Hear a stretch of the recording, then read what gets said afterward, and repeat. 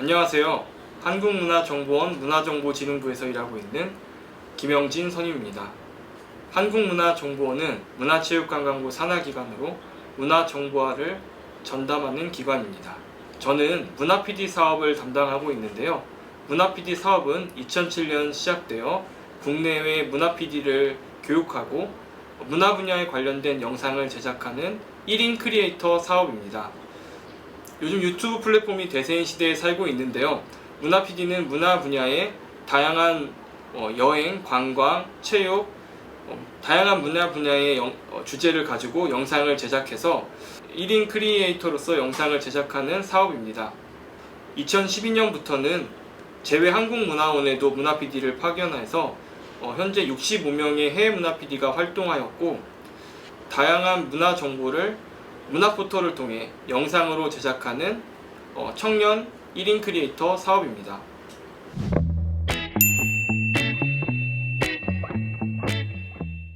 네, 제가 이 직업을 선택하게 된 이유는 어릴 적부터 전자제품에 대한 관심이 많았습니다. 그 전자제품에 대한 관심이 중학교 때 처음으로 방송반이라는 곳에 들어가게 되면서 그 인연으로 지금까지 이 직업을 갖게 되었는데요. 어떤 가치가 있냐고 물으셨는데, 문화 PD는 1인 크리에이터입니다. 1인 크리에이터란 혼자서 기획을 하고 구성을 하고 촬영을 하고 편집을 해서 콘텐츠를 전반적으로 혼자 만드는 창작자를 말하는데요. 본인이 직접 대중들에게 전달하고 싶은 메시지가 있고 그런 것들을 영상으로 촬영해서 전달해 주고 싶다면 1인 크리에이터에 대한 관심을 가지면 좋을 것 같은데, 내가 대중들에게 전달해 주고 싶은 그런 메시지들을 영상을 통해서 전달할 수 있다는 점이 이 직업의 가장 큰 가치이자 특징인 것 같습니다.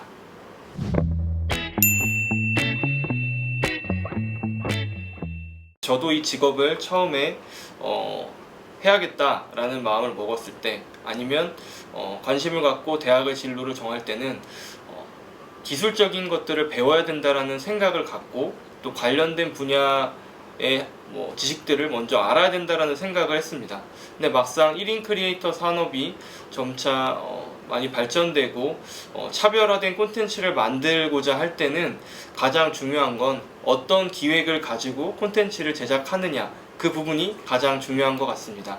그래서 꼭 기술을 먼저 익히기보다는 다양한 것들에 대해서 호기심을 가지고, 또 본인이 어떤 분야에 대해서 관심이 많은지 그것들을 찾고, 그에 대해서 정말 책부터 인터넷, 관련된 영상, 관련된 사람들, 다양한 지식들을 먼저 익히는 것, 그러니까 그 분야에 대해서 관심을 많이 갖는 것이 중요하다고 생각합니다. 그래서 학과를 얘기해 주셨는데, PD가 되고 싶다면 꼭 기술적인 부분을 익혀서 PD가 되는 분들보다는 다양한 입문 지식들을 쌓은 이후에 PD가 되시는 분들이 많으세요. 그래서 1인 크리에이터로에 있어서는 꼭 영상 아니면 영화 관련된 전문 지식 학과를 진학하기보단 개인적인 입문적인 소양을 더 많이 쌓을 수 있는 학과에 진학하는 것이 우선시돼야 된다고 생각합니다.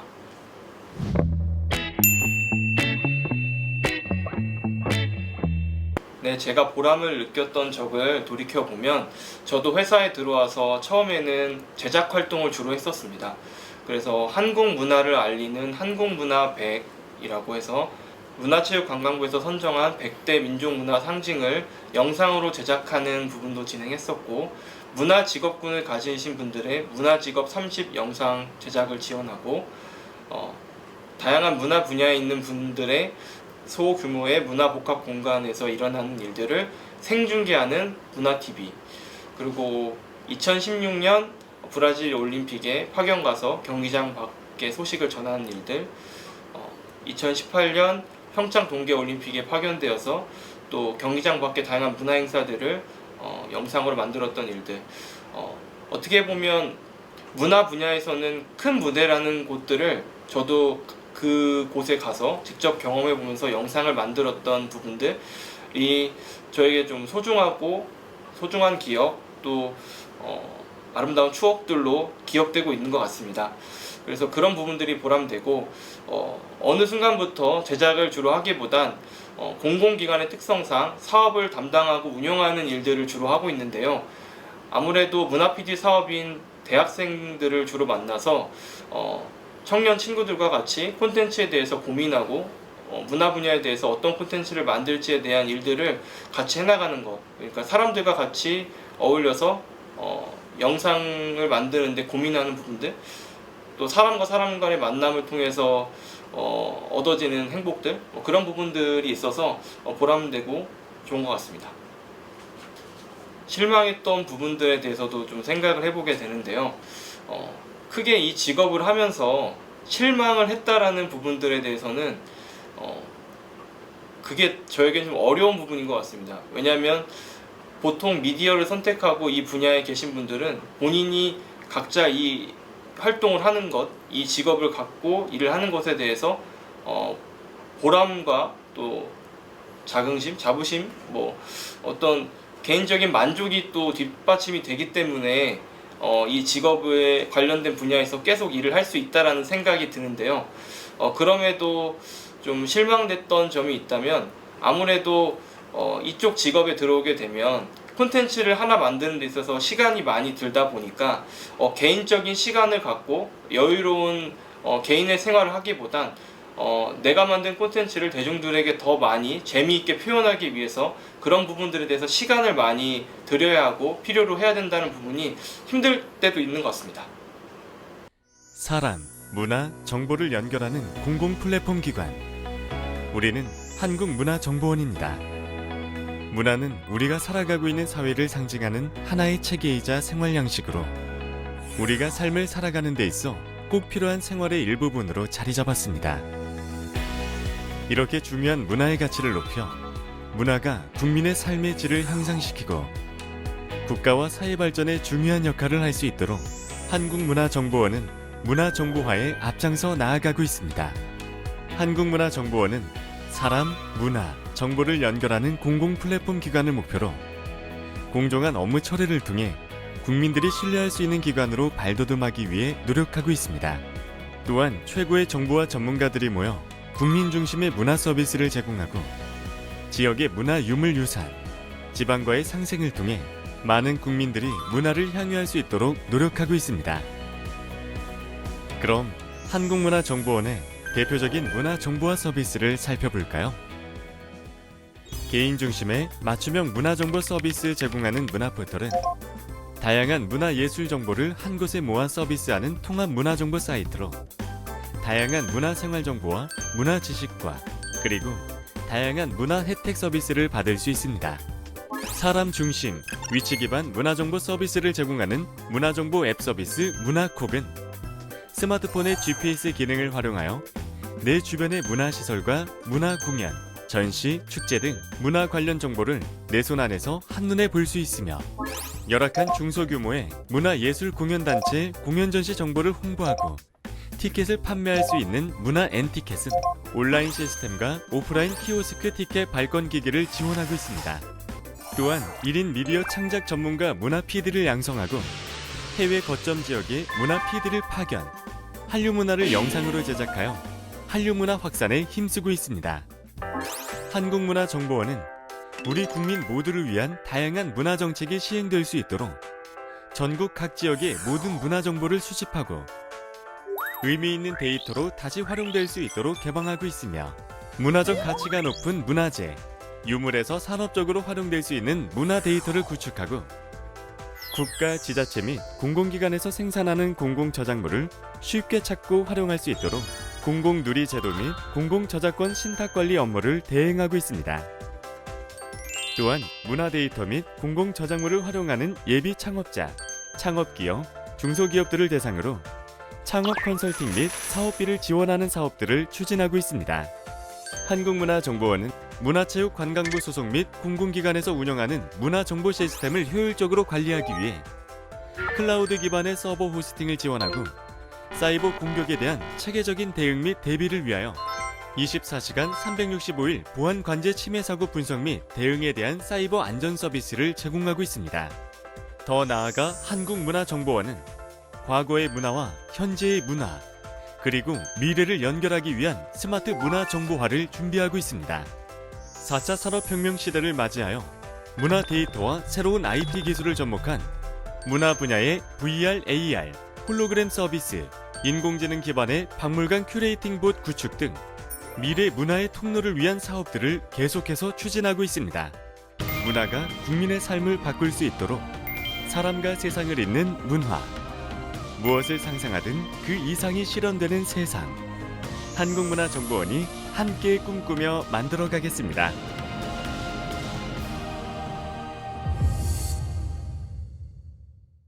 Hello, Lê Hồ, สวัสดีครับ Xin chào, Bonjour. Hola Hello, we're Global Culture PD. 我们是海外文化 PD。私たちは海外文化 PD です。 해외문화 PD는 무엇인가요? 해외문화 PD는 수신자입니다.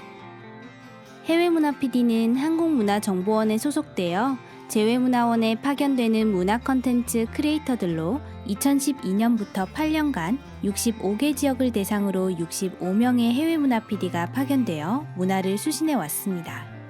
또한 해외문화 PD는 이렇게 수신한 정보를 영상으로 전달하며 해외에 나아가 꿈꾸는 활동에 도전하고 깊은 문화적 소양과 영상 제작 기술을 학습하며 청년들의 시각으로 문화를 전달하는 청춘들이자 1인 영상 제작 능력을 갖춘 전문가입니다. 그럼 여러분에게 해외문화 PD는 무엇인가요?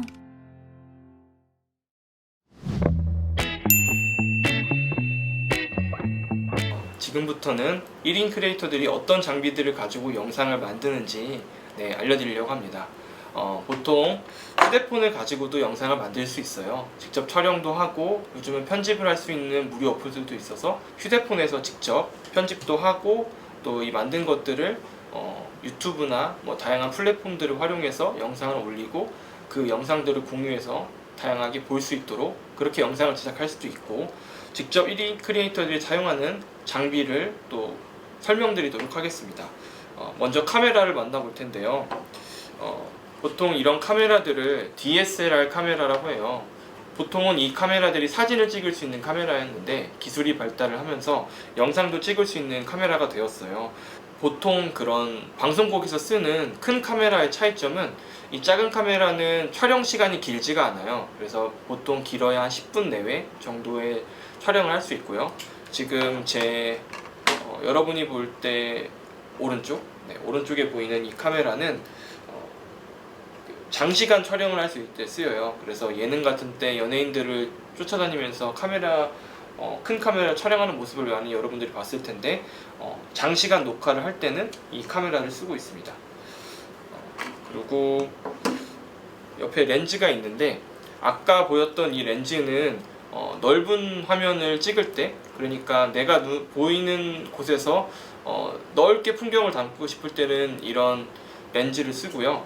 그리고 멀리 있는 화면을 좀 당겨서 확대해서 찍고 싶을 때는 이런 망원 렌즈를 씁니다. 이런 망원 렌즈를 활용해서 촬영을 할 수가 있고요. 그리고 휴대폰에는 마이크를 연결해서 하는 경우도 물론 있지만 이 카메라를 쓸 때의 장점은 이런 마이크들을 연결할 수 있는 부분이에요. 그래서 카메라가 찍고 있는 거리에서 말을 하게 되는 그 공간까지가 거리가 있기 때문에 소리가 잘 들리지 않아서 소리솜을 잘 하기 위해서 이런 무선 마이크 아니면 현장에서 쓰는 로드 마이크를 활용해서 좀 더 소리가 잘 들어올 수 있도록 이런 마이크를 활용해서 촬영을 하고 있습니다. 그리고 실내 공간 같은 데는 아무래도 공간이 어두우니까 이런 조명들, 휴대용 조명들을 활용해서 공간을 더 밝게 해서 화면이 인물이나 찍는 그 대상이 더 잘 나올 수 있도록 조명도 쓰고 있고, 마지막으로 노트북인데요. 종합적으로 촬영된 모든 것들을 노트북에 담아서 그 내용을 확인하고 편집하는데 노트북을 활용해서 영상을 편집할 수 있습니다.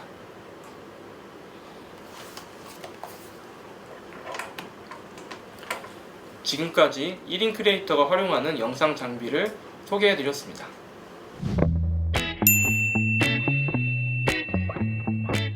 이번에는 영상 만들 때 가장 중요한 제작 계획서와 구성안을 작성하는 방법에 대해서 알려드리려고 합니다. 먼저 제작 계획서인데요. 제작 계획서가 왜 필요하냐면 각자가 1인 크리에이터로서 영상을 만들 때 본인이 만든 생각을 본인 채널에 혼자 올리고 직접 하는 거라면 꼭 필요하지 않을 수도 있습니다. 하지만 영상을 만드는 데 있어서 이 영상을 다른 사람들에게 소개해야 하고 어떤 영상인지 대략적으로 알려주려면 제작계획서와 구성안을 사전에 작성해야 다른 사람들도 이 영상이 어떻게 만들어지겠구나를 알 수 있을 것 같아서 그래서 제작계획서와 구성안을 작성해야 합니다. 먼저 제작계획서 작성 방법에 대해서 알려드리겠습니다. 제작계획서 양식인데요. 제작계획서에는 보통 기획 의도와 구성, 줄거리 정도를 간단하게 작성을 합니다. 기획 의도란 이 영상을 왜 만들어야 하는가, 누구에게 어떻게 왜 이 영상을 만들어서 전달하고 싶은가, 어떤 메시지를 담을 것인가, 이런 부분들에 대한 내용을 적는 것이고요. 구성은 어떤 방법으로 내용을 전달할 것인가, 예를 들면 구성에 있어서 예능적인 방법이 있을 수도 있을 것 같고요. 아니면 드라마적인 방법, 아니면 다큐멘터리적인 방법 등, 아니면 브이로그적인 방법 등 형식, 그러니까 방법이 어떻게 이 영상을 구성해서 전달할 것인가에 대한 내용을 작성하는 것입니다. 다음은 간단하게 줄거리인데요.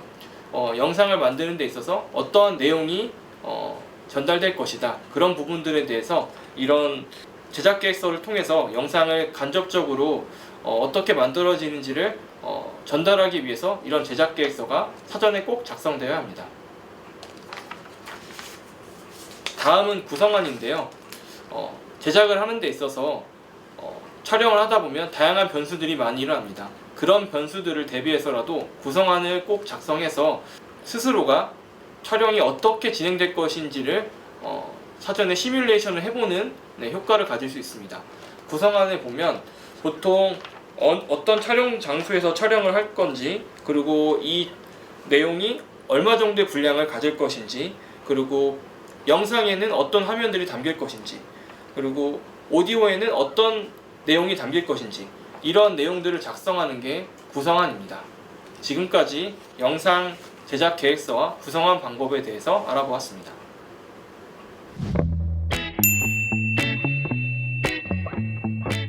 제작 계획서와 구성안을 작성하는 방법에 대해서 설명을 드렸는데요. 실질적으로 영상을 제작하는데 어떻게 구성안이 쓰여져 있는지 예시 구성안을 같이 한번 소개시켜 드리도록 하겠습니다. 댕댕이 사원이라는 영상의 구성안입니다. 댕댕이 사원 구성안을 보면 촬영 장소는 집, 비디오에는 닫히는 현관문, 집에 있는 강아지, 열리는 현관문 사이로 들어오는 환한 빛, 출근하는 강아지, 직접 이렇게 비디오에 어떤 화면들이 담길 것인지를 예상해서 써본 것인데요. 그리고 오디오 부분에 보면 엄마 회사 갔다 올게, 슬픈 BGM, 직접적으로 강아지가 대사를 하는 것처럼 이런 대사를 할 것이다.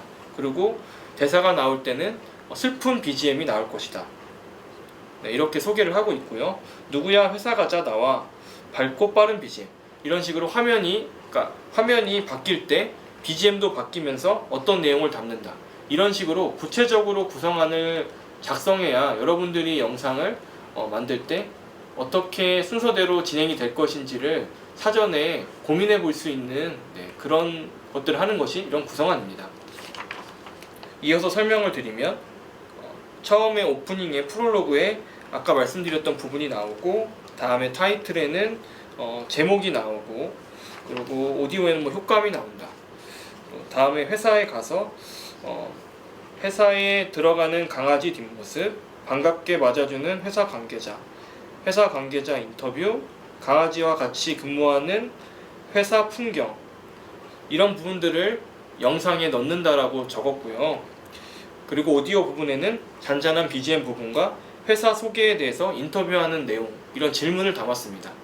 그래서 영상에 보게 되면 화면이 또 이렇게 나오고, 오디오 부분에는 어떤 내용을 담을 것이다. 이런 식으로 각 단락단락을 어떻게 구체적으로 만들 것인지를 구성하는 것들을 이런 구성안이라고 해요.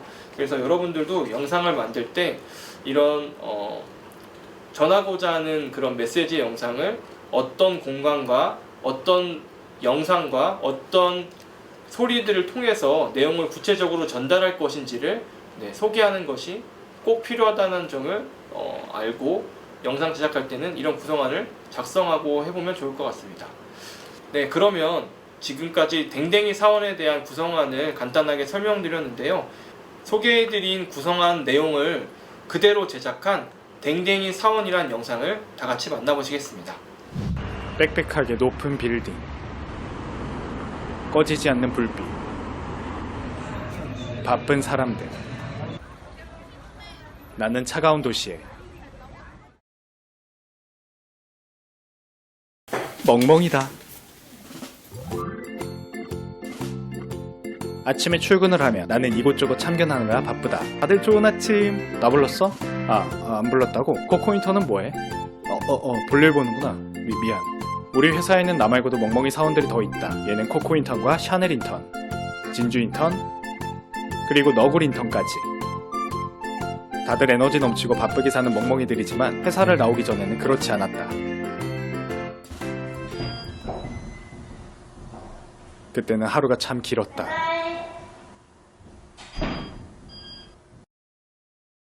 누나가 출근하면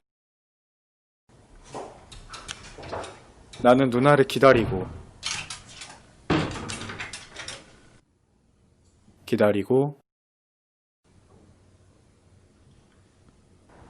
또 기다렸다. 참 외로운 시간들이었지. 지금은 외롭지 않다. 다 대표님 덕분이다. 네, 저는 반려견 친화적인 회사 커뮤니크 신명입니다. 해외에서 반려견 친화적인 오피스가 성과가 좋은 것을 보고요. 또 설대리가 원래 집에 혼자 있는데 혼자 있는 반려동물들이 굉장히 정신적으로 피폐해진 경우가 많기 때문에 설대리가 나오면 서로 윈윈이라고 생각을 하고 실시를 하게 되었습니다. 대표님 짱. 우리 멍멍이 사원들이 하는 일은 다양하다. 객검 뜯기, 옥상 뛰어다니기, 일하는 누나 감시하기.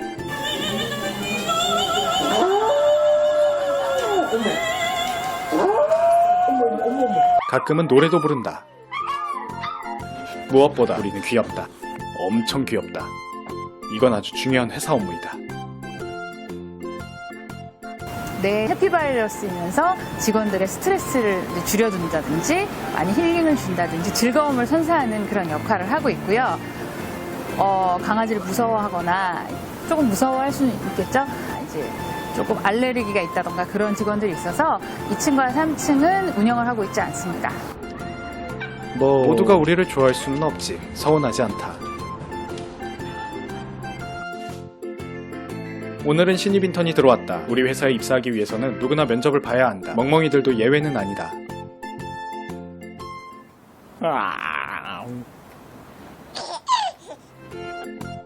나도 신입 때는 어리버리했었다. 그러나 인간 사원들이 그렇듯 어리버리해서는 사회에서 살아남기 힘들다. 우리가 아무 생각 없어 보여도 우리는 누구보다 빠르게 간식 소리를 캐치하고 누구보다 빠르게 재롱을 부린다. 오늘도 보람찬 하루였다. 그리고 인간 사원들이 그렇듯 58분, 59분, 6시 칼퇴를 꿈꾼다.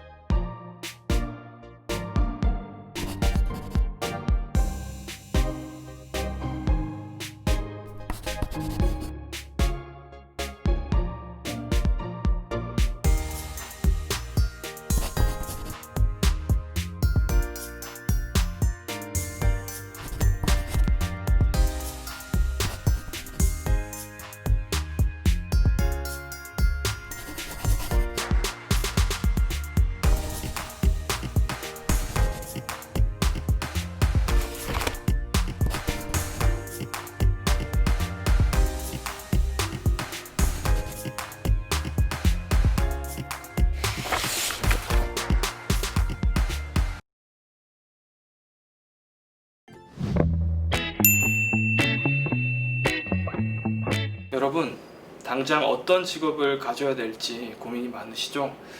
직업을 당장 특정 지어서 어떤 직업 이렇게만 생각하지 않고 각자가 어떤 분야에 관심이 많은지 그 분야에 대해서 생각해 보면 우리가 나중에 그 관심 있는 분야에 전문성을 가진 그런 사람이 되어 있지 않을까요?